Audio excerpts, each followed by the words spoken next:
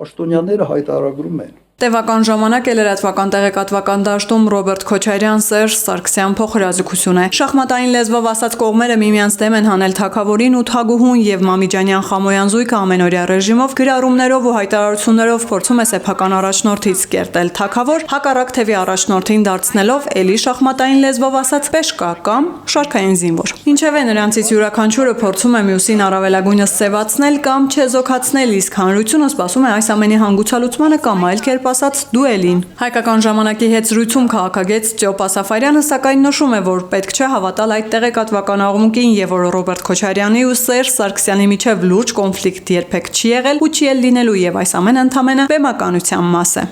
Նրանց միավորող շատ բան կա, նրանք պիտի ուղղակի ամեն ինչ անեն, որ թույլ չտան իրենցից մեկը որևէ հարցով պատասխանատվություն կրի, եթե կա այդպիսի թեմա, կլինի դա մարտի 1-ը, կլինի դա հոկտեմբերի 27-ը, կլինի դա որևէ այլ բան, մնացածը նրանց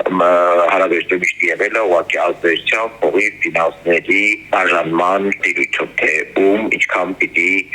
այսպես ասած, զոլ մնա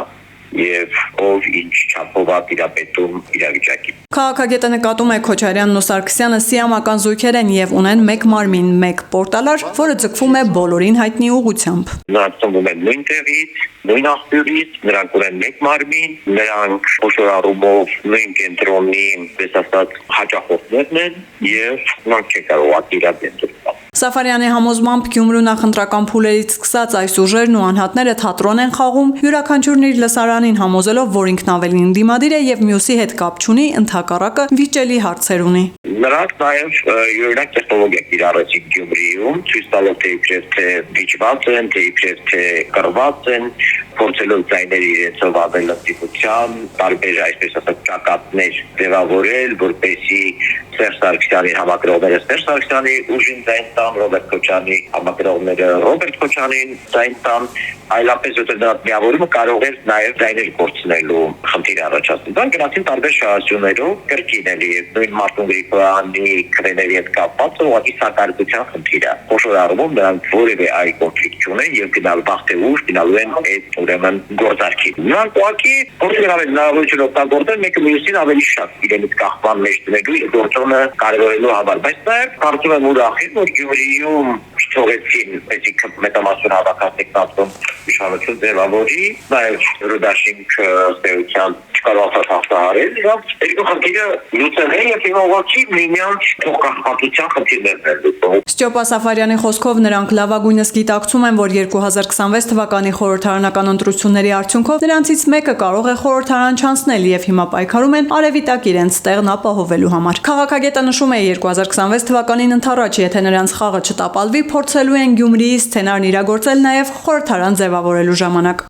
Դրա համար գործին են եւ ձևավորեն կոնսենսուս, այդ կոնսենսուսը քարելով է դեպի։ Նրանք այլևս Հայաստանում չեն կարող եւ չպիտի ունենան իշխանություն։ Բայց դա չի նշանակում, որ նրանք պայմանավորվելու ունակ չեն։ Մենք սովորաբար ընդունում ենք, որ եթե երկու քաղաքական ուժ բան ունեն, խնդիրներ ունեն միմյանց հետ, նրանք չեն կարող միմյանց հետ դաշինք կազմել։ Բայց այդ կոնֆլիկտը չէ։ Նրանց կոնֆլիկտը միշտ եղել է շատ տարօրինակ եւ թույլ տվյալ հայաստանցիների համար մի տեսակ անսովոր։ Դա հայաստանյան կոնֆլիկտ չի։ Նրանք կարող են իրար բարվել ամենաստոր ձևերով եւ միմյանց պահել եւ միմյանց գործակցին, միմյանց իշխանություն փոխանցել։ Դիտարկմանը թե ինչու միմյանց սևացնելու ճանապարհին երկուսն էլ օգտագործում են Նիկոլ Փաշինյանի անունը, միմյանց փոխադարձաբար մեղադրելով Փաշինյանին իշխանության բերելու մեջ եւ ինչ միտում ունի դա, Սաֆարյանը պատասխանում է։ Իրենք փորձում են դեմոնիզացնել իշխանությանը, եթե իշխանությունը դեմոնա, նրանք եթե որևէ մեկի հետ կապում ես, ուրեմն իրենց հաշվարկով, իրենց տեխնոլոգիայով դա